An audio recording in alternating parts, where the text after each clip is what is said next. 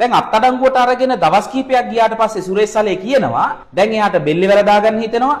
கைது செய்யப்பட்டு சில நாட்களின் பின்னர் தூக்கிட்டுக் கொள்ள வேண்டிய நிலைமை ஏற்பட்டுள்ளதாகவும் உயிரிழக்க தோன்றுவதாகவும் மிகவும் கடினமாக இருப்பதாகவும் மன அழுத்தம் ஏற்பட்டுள்ளதாகவும் சுரேஷ் சலே தெரிவிக்கின்றார். இது உண்மையில் மிகப்பெரிய நகைச்சுவை என நினைக்கின்றேன். 2022ஆம் ஆண்டு இடம்பெற்ற மக்கள் போராட்டத்தின் பின்னர் நாம் கைது செய்யப்பட்டோம். எமக்கு எதிராக பல்வேறு குற்றச்சாட்டுகள் சுமத்தப்பட்டன. பயங்கரவாத தடை சட்டத்தினூடாக எம்மை நெருக்குதலுக்கு உள்ளாக்கினார்கள். ரணில் விக்ரமசிங்கவின் செயற்பாடுகளுக்கு தேசபந்து தென்னக்கோன் ஆதரவு அளித்தார். சுரேஷ் சலேவும் அந்த செயற்பாட்டின் ஒரு பங்குதாரராக செயற்பட்டார். இருட்டு அறையில் தனிமைப்படுத்தப்பட்டோம்.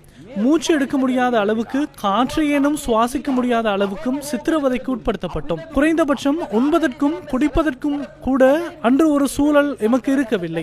இவை அனைத்தையும் செய்தனர். முடிந்த அளவுக்கு மன அழுத்தத்தை அதிகரித்தனர். எம்மை கொலை செய்வதற்கு முயற்சித்தனர். மக்களின் போராட்டத்தினால் அந்த முயற்சி தோற்கடிக்கப்பட்டது. அவ்வாறு செயற்பட்ட சுரேஷ் சலே இன்று பிணை பெற்றுக் கொள்வதற்காக முணுமுணுக்கின்றார். உயிர்த்த ஞாயிறு தாக்குதலூடாக 300 பேர் கொலை செய்யப்பட்டதை மறந்து 500 பேர் காயமடைந்த மறந்து பிணை பெற்றுக் கொள்வதற்காக தற்போது முணுமுணுக்கின்றார். பின்பக்கம் அவருக்கு வலிக்கின்றதாம். தூக்கிட்டு தற்கொலை செய்து கொள்ள தோன்றுகின்றதாம். எனவே இது மிகப்பெரிய நகைச்சுவைக்கு வித்திடும் விடயம் என நினைக்கின்றேன். நாட்டு மக்களும் அரசு அதிகாரிகளும் அதே போன்று பாதுகாப்பு படையினரும் தெளிவாக ஒரு விடயத்தை புரிந்து கொள்ள வேண்டிய நிலைமை இதுவாகும். அரசியல்வாதிகள் தமது அதிகாரத்துக்காகவும் தமது பதவிகளை தற்பாதுகாத்துக் கொள்வதற்காகவும் உங்களை எவ்வாறு பயன்படுத்தினார்கள் என்பதை நினைவுபடுத்தி பாருங்கள். கடந்த காலங்களில் இருந்த போலீஸ் அதிபர்கள் அனைவரும் சிறைக்கு சென்றுள்ளனர். புலனாய்வு பிரிவு பிரதானிகள் அனைவரும் சிறைக்கு சென்றுள்ளனர். அதே போன்று பாதுகாப்பு படைகளின் பிரதானிகள் பலர் கைது செய்யப்பட்டுள்ளனர். அதற்கான காரணம் என்ன? அவர்கள் ஒவ்வொருவரும் ஒவ்வொரு ஆட்சி மாற்றத்தின் போதும் அரசியல்வாதிகளுக்கு பின்னால் மறைமுகமாக செயற்பட்டிருக்கின்றார்கள்.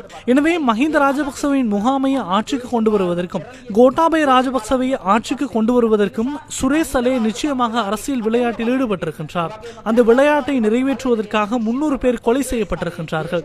குண்டுவெடிப்புகள் நடத்தப்பட்டுள்ளன. 500 பேர் காயமடைந்துள்ளனர். எனவே தற்போதைய விசாரணைகள் முன்னோக்கி நகர்த்தப்பட வேண்டும். சுரேஷ் சலேவிடமிருந்து சிறிது சிறிதாக உண்மைகள் வெளிவர ஆரம்பித்துள்ளன. அவை சிறிது சிறிதாக வெளியே வரும்போது ராஜபக்ச முகாம் கண்ணீர் விட ஆரம்பித்துள்ளது. அவர்களுக்கும் இதற்கும் இருக்கின்ற தொடர்பு என்ன?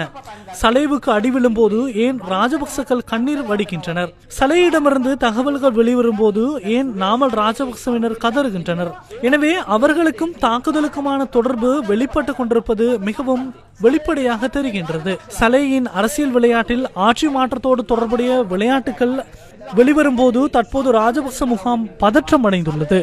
දේශපාලන ගේම් එකේ බල පෙරළියට සම්බන්ධ ගේම් එකේ තොරතුරු එළි වෙනකොට දැන් රාජපක්ෂ කඳවුරත් කලබල වෙලා තියෙනවා.